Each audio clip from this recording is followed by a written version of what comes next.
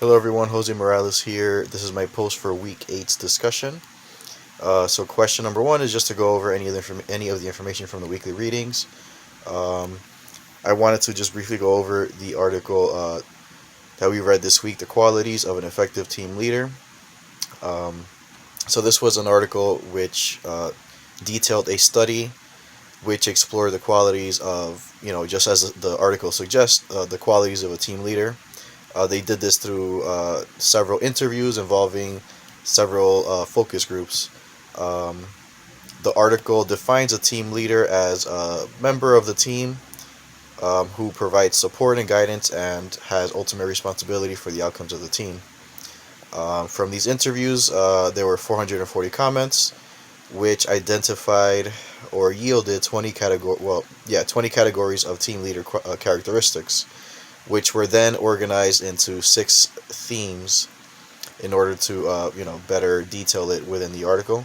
So the 6 themes were basically background and expertise, task oriented skills, interpersonal skills, communication skills, liaison skills, personal characteristics, and traits. I won't go over each of the 20 categories because I'll be here all day, but table 2 of this article lists all 20 of those comments. Um, so from this article, there were some takeaways that I got. Basically, uh, one was that delegating. The article states that delegating was the most mentioned and suggested characteristic that was most mentioned, which kind of suggested that team leading is an empowerment-based, hands-off approach. Another takeaway is just that team leadership is involves not only the responsibility for the performance of the team, but also involves managing interpersonal dynamics of everyone in the team. So let's see, question number 2: what theory of leadership most appeals to you? So from the video that we had this week, 10 leadership theories in 5 minutes.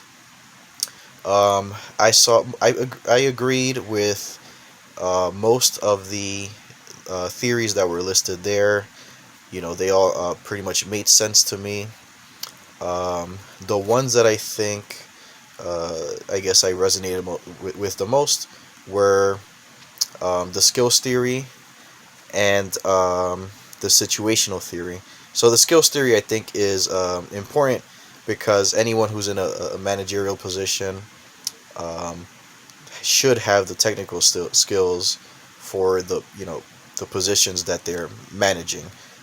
So, for example, in my case management role, if my case management supervisor had no idea what it was that my job entailed and what was involved in my day to day, I think it'd be difficult for me to take them seriously as a team leader because I really don't see how they can assist me in any way if they have no knowledge, if they have no experience, they don't have the technical skills. So I think that's imperative for a good manager to have those technical skills as well as knowledge and experience in that position. Um, so the situational theory, which is similar to the contingency theory, the difference I think is that I believe that leaders are able to learn and adapt to the situation, as opposed to the contingency theory, which involves matching the leader to the situation. Situational theory, I think, is more like the leader can learn and adapt to what is needed in that situation. So number 3 was to reflect upon examples from my own life of good or bad leadership, analyze what made those leaders good or bad. I only had a brief experience with a manager that I could truly refer to as possessing bad leadership characteristics. Um, because of these characteristics, they really didn't last very long. But within that brief period, some of the things that I noticed was that this manager, this individual, was highly influenced by their emotions and moods. You really didn't know from one day to the next what what you can expect from this person. Either they're happy or they're very moody, and it's very difficult for you to speak to them. Um, uh, Another bad characteristic was that this individual really liked to micromanage.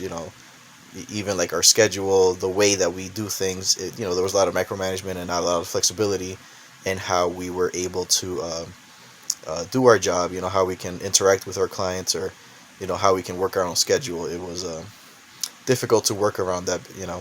Because to make things worse, this person had no experience in that position. In the case management position, this person came from an administrative assistant role and somehow became supervisor of case managers, which I didn't understand. But like I mentioned with the skills theory, she really had no knowledge, experience of what it was that we do on the day to day.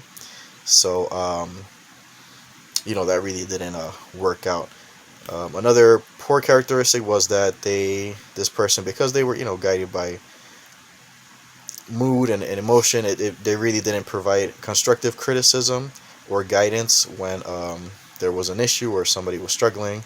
Um, they kind of approached the employee more in a manner where the employee felt like they had to defend themselves, like, why isn't this done, or why, it was a lot of whys and not a lot of guidance, if that makes any sense. Um, so reflect upon, I guess, if I'm going to reflect upon good leadership.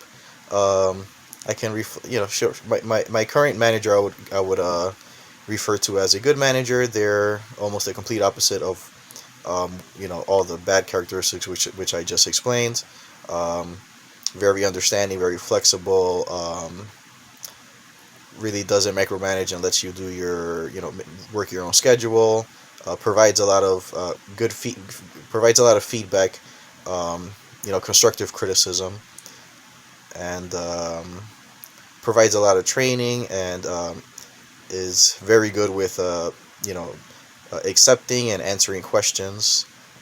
So these are some good characteristics, and I think that's it for me. Thank you guys.